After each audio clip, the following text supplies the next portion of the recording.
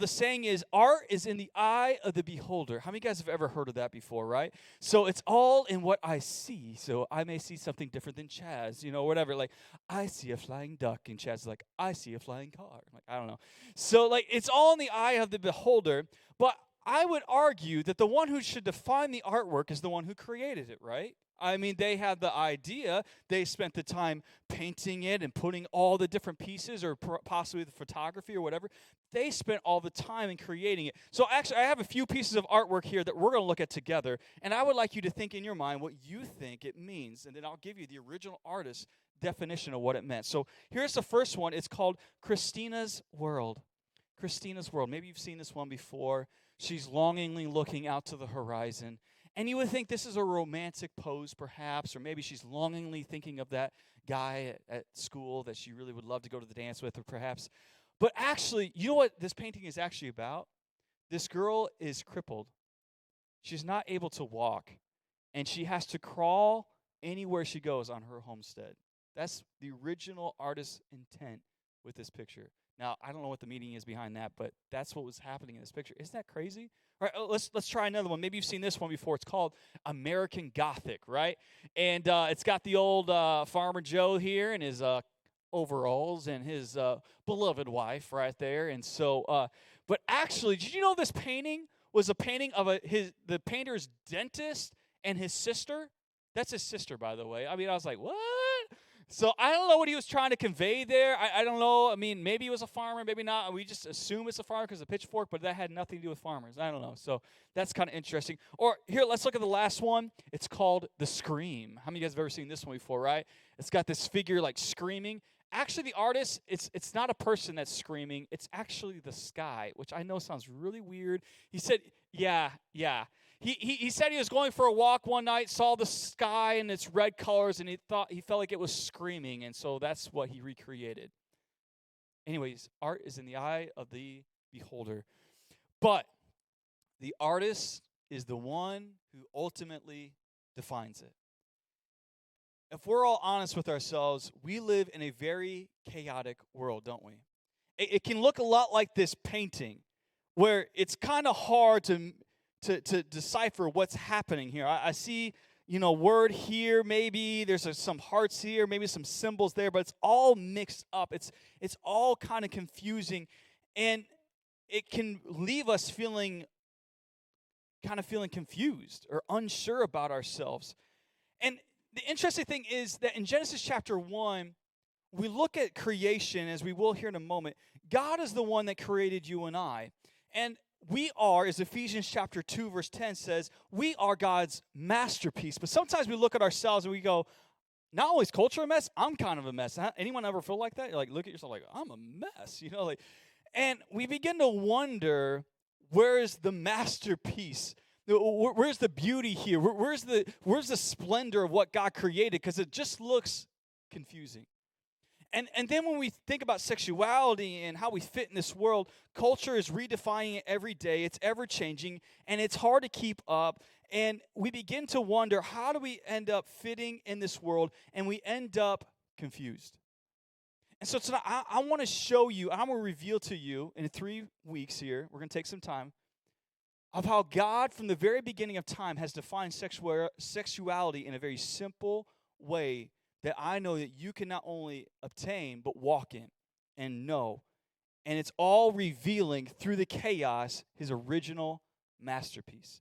Actually, Genesis chapter 1, and he defined it the first time. We learned this 2 weeks ago with Jeff Gurnell, which is a great time. If you want the book, go get it. Jen Sexy is fantastic. Anyways, but he said the first time that something is defined is called the law of first.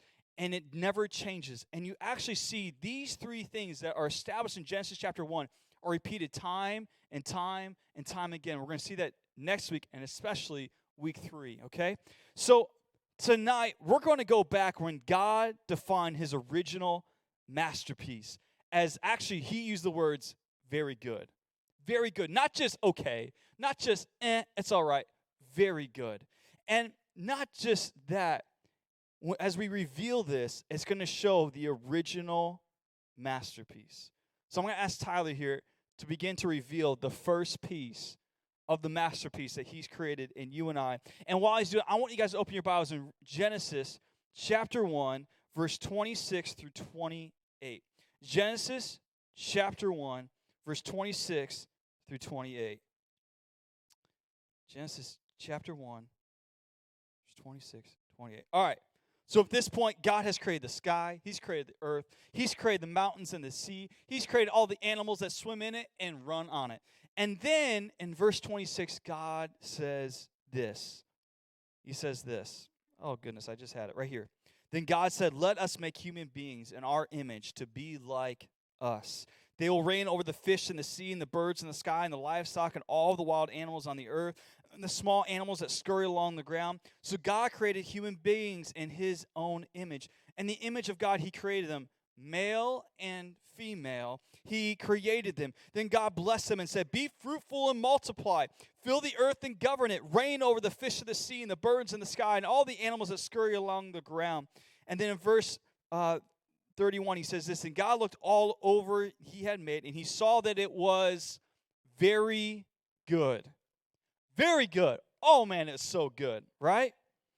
And then he said this, and evening passed, and morning came, marking the sixth day. That's the story of creation.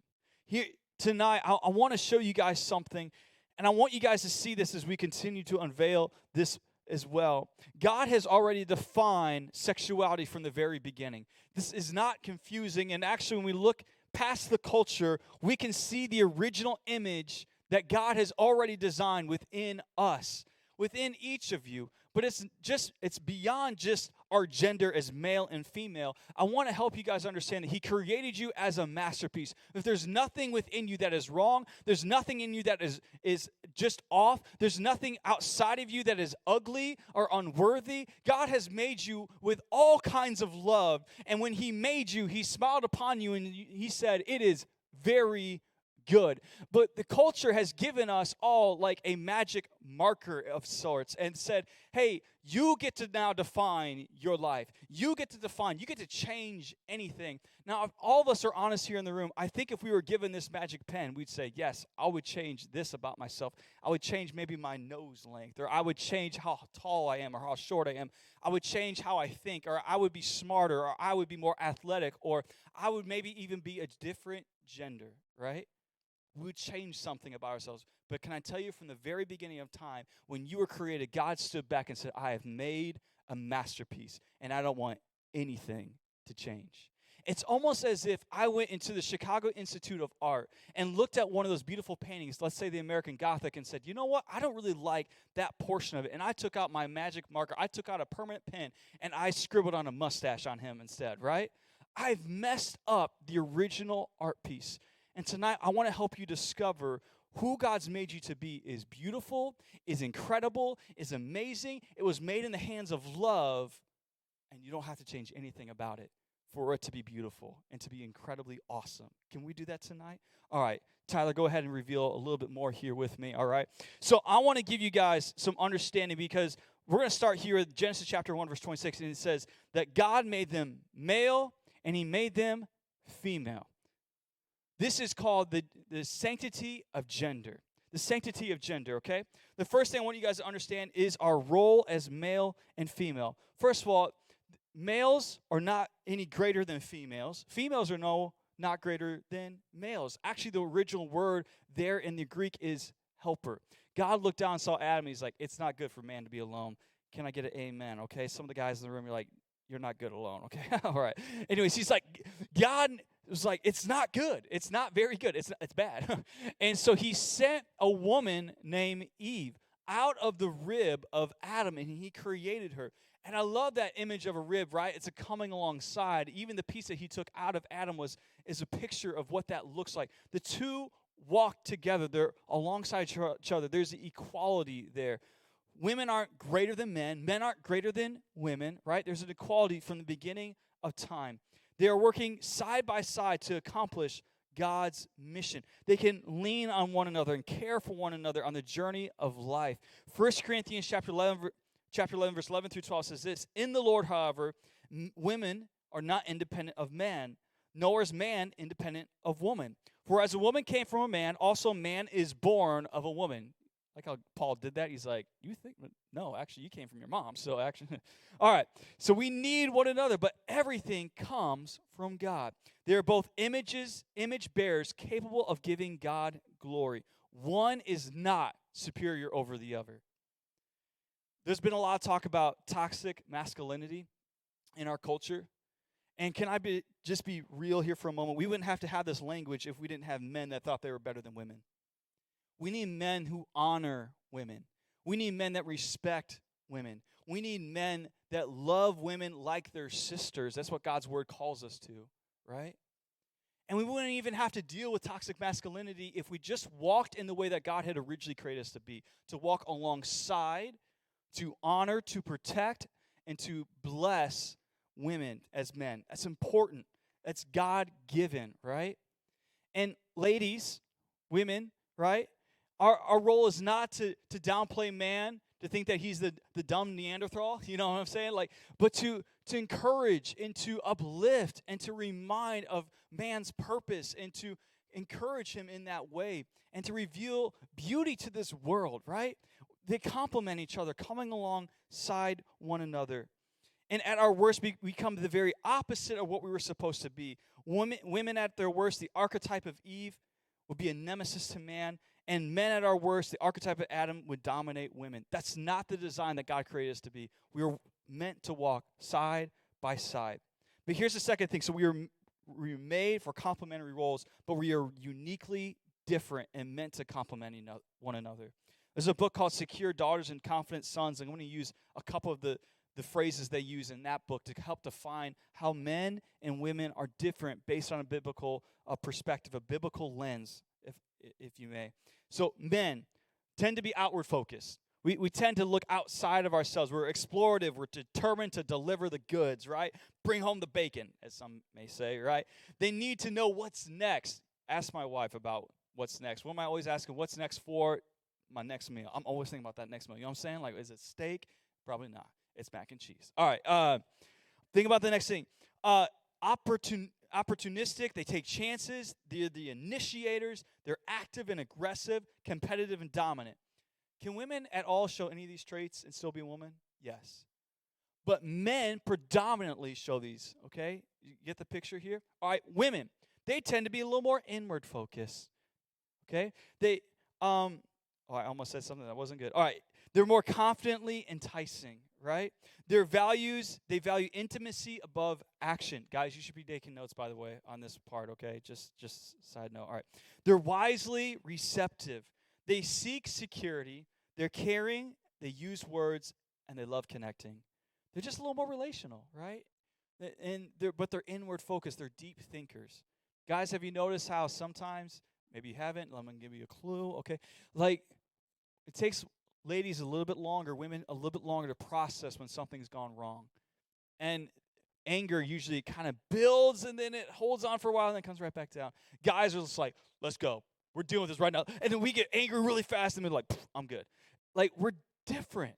God has made us different, and that is okay. We're not meant to compete. We're not meant to be superior to one another. We're meant to complement one another, right? Like peanut butter and jelly. God bless it. You know what I'm saying? Peanut butter and jelly or chocolate and strawberries. They're different, but you put them together, and they're just amazing. Tyler, what's your favorite combination? Peanut butter and jelly. All right. All right. So some people like marshmallows and bananas. I don't know. That's just kind of maybe not anyone tonight. Okay, anyways. So we're different. And can I just be okay with just saying, guys, it's okay for you to be in touch with your feelings. Okay? You don't always have to be the tough guy and still not be a man. Think about David. David was a man's man. The dude, they bragged about him, how many men he could kill. Okay, that's just ridiculous. And yet, the same guy that could kill thousands of men was like out in the field, like getting in touch with his inner self, you know, and writing down his feelings and being poetic and writing songs, and he was a man. And then women, it doesn't mean that you can't come into a situation and help lead a situation or be a part of the solution. I think about Deborah in the Old Testament, who was a prophet that God used to lead into battle. Man, like she was like, let's go. She was like Joan of Arc, okay? Led the people of God into battle, and God blessed it and used her in that moment to bring victory to the whole people of Israel.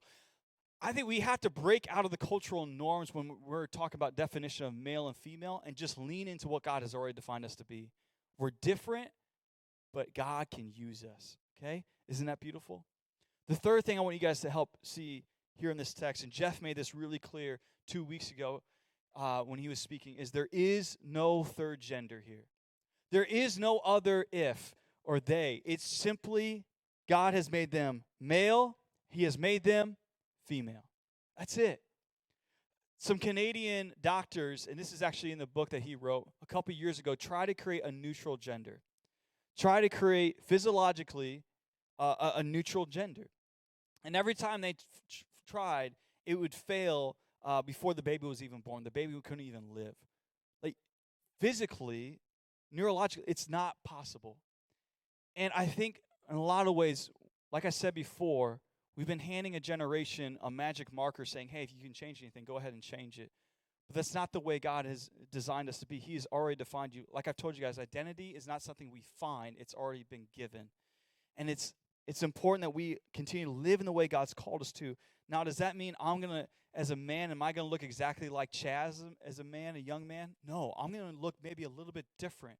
But in the same capacity, I'm allowing, once again, go back to the original question, who am I allowing to define my life? Who am I allowing to define me?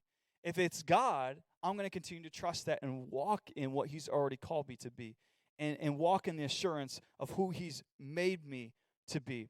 Jesus echoes what was proclaimed here in Genesis chapter 1. If anyone said, well, Jesus didn't have anything to say about it. Actually, he did. Matthew chapter 19, he said this, haven't you read that the Creator originally made man and woman for each other, male and female? He repeats it twice, as if you didn't hear it the first time, make sure you hear it the second time, right? He made us male and female.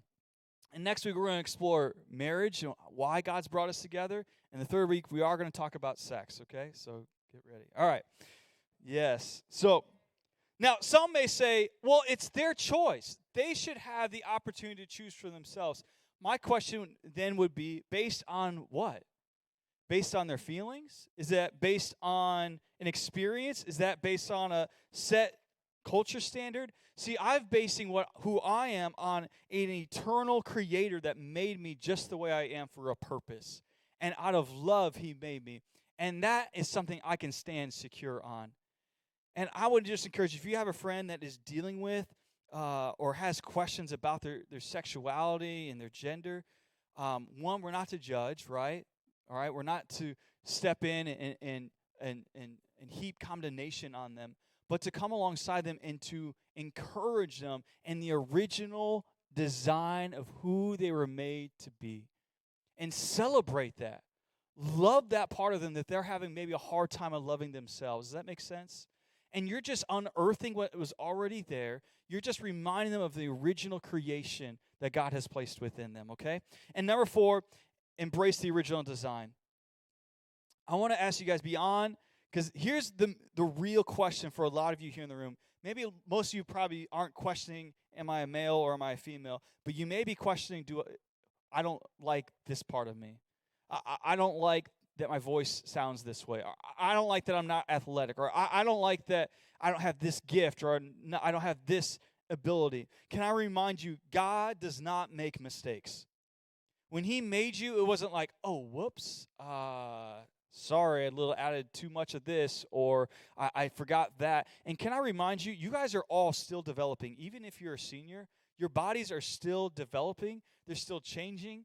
Like, if you look back at my middle school, high school picture, you'd be like, bro, what in the world? Like, you look so different, right? Like, I was 125 pounds wet, maybe, when I graduated, okay? Like, I was a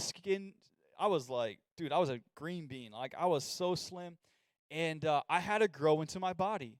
And some of you are judging yourself based on a moment instead of a lifetime. Don't base your appearance, your thought life, how you feel based on a moment. Allow God to continue to define that and allow what needs to be developed to continue to develop. Does that make sense, guys? And trust him with that. He loves you just the way you are. And the more you fall in love with God, the more you can fall in love with who he's created. You can try to change yourself. I can try to change the painting. I can try to paint over it. But the original design and how he created you and defined you is what's best. Because it's what he created you to be and to do. And so instead of trying to change the picture, start falling in love with what he's made. Instead of comparing yourself to another picture, start falling in love with the picture that he's made right here. Instead of trying to shape yourself into a mold that was never created for you, begin to find the purpose that God has for you and walk in that and find joy in that. And if some of you guys are struggling, ask a close friend, ask a family member, what do you love about me? And allow the voice of God to speak through them to your heart. And this can build you up and reveal what you don't even see in yourself. And spend time with people that reinforce your original design. Spend time with people that see what God already sees in you. Because sometimes we need some help, don't we? We don't always see it in ourselves. We may see only the ugly parts, but God sees the beauty. And we need people to help us to see that as well, don't we? All right? Can I have all you guys just stand up? Can we give it up for Tyler? Thank you, Tyler, for revealing this here tonight. And we're going to continue to reveal more here. But can you guys just all stand up with me here tonight?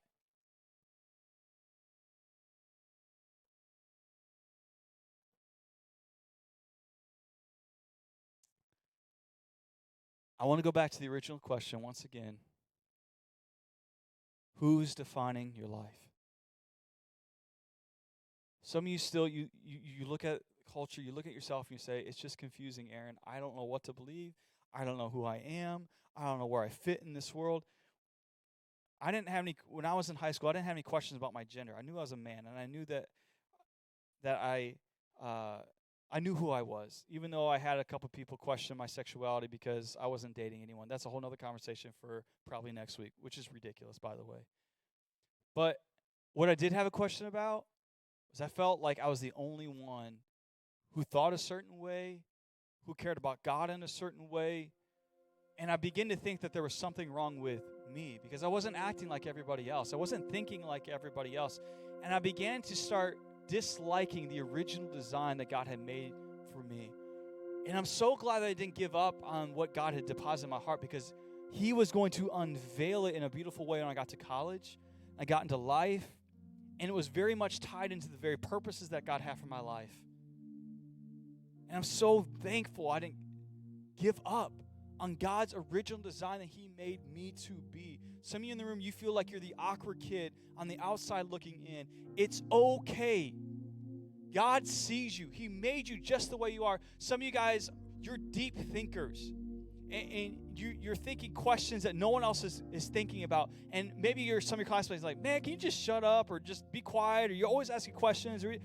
Don't change that about you. God gave you that because he's going to need a young man or a young woman to question things in life that no one else is thinking about. Some of you in the room, you're just social butterflies, man. You cannot wait to be in a room of people. You're just buzzing all over the room. And sometimes you may think if you're weird because you're just like, man, I just have all these connections. Don't lose that about yourself because God's going to use it for his glory. Some of you guys, you just love talking. You love talking. You can't stop talking. You always want to talk. You always win the first. Don't lose that about yourself. Some of you guys here in the room are independent. You don't want your mom and dad's help. And you want to just move on. You want to go on. Now, let's cater in the realm of obedience and honoring our parents. But God is going to use that because he's put it in your heart and he's put it in your life. Whatever God has deposited, he will use. Hear me. Whatever he's deposited, he will use. Even the experiences you've had, he's going to use it for his glory. So don't question it. Don't change it. Don't try to pull out the magic marker and say, God, I just don't like this. I'm going to take it out. No, it's there for a purpose. Embrace it. So tonight, we're going to do this in 2 phases. The first one is I just want you to get alone with the Lord, just yourself for just a minute. You already know that part of you that you don't like. That part of you that you hope no one sees, that you cringe when you think about it, that you don't want anyone to know about, that God has deposited. And I want you to begin to ask God, God, can you help me to love me like you love me? God, help me to see myself like you see me. Help me to see what you've deposited, you're going to use for a purpose in my life. And then after we're done with it, and I'll lead you guys in this moment, we're going to break into our small groups right here in this space. And we've asked every small group leader to give a word over your life, and you better listen up to that one, guys. Give a word over your life of what they see in you, and then they're going to pray over you by name. God's blessing, God's purposes, and God's design over your life. And I want you to lean in because some of you need to absolutely hear this tonight. Some of you, maybe you are giving up on yourself, giving up on your future, giving up on what God has given you. And guys, I'm telling you, there in this room right now, there's future leaders, there's future world changers, there's future leaders in the church, in the community, and the enemy would love nothing more than for you to take out your magic marker and strike out what God's going to use for a great purpose and impact so many people later on. So lean in, listen into the voice of God, listen into your leaders' voices that love you and care about you and desire to speak life over you tonight. Receive it, write it down, don't forget it, because God is going to use it. All right? So can we just respond here in this moment, just in a time of worship, and just begin to worship His name, begin to ask God, God, this area of my life that I don't like, or maybe I think I'm not strong enough as a male, or maybe I'm not feminine enough, or whatever it may be, God,